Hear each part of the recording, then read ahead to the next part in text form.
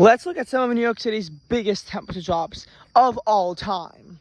Because sometimes the suburbs can get a big temperature drop, but the city can't. Well, one such example was from May 31st to June 1st. The suburbs got a bigger drop for the city because while pretty much everyone started out at 93 degrees, the temperature dropped pretty damn rapidly after that, reaching 60 in the city, but the 50s across wide parts of the suburbs that next morning.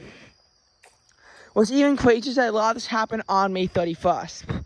Another crazy temperature plunge was on January 6th to 7th, 2014, but it was over a longer time. But throughout that 24 hours, the temperature dropped from 55 degrees down to 4 degrees, with it being at 19 at midnight.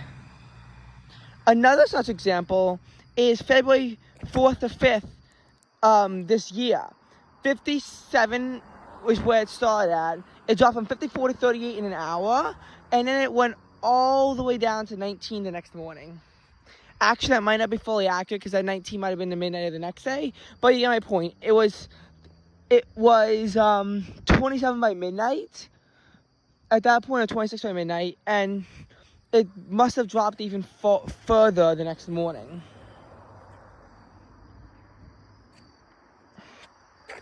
Another pretty crazy temperature plunge was the one a few years later. Again, all these are 24-hour temperature plunges, except for the May 31st one.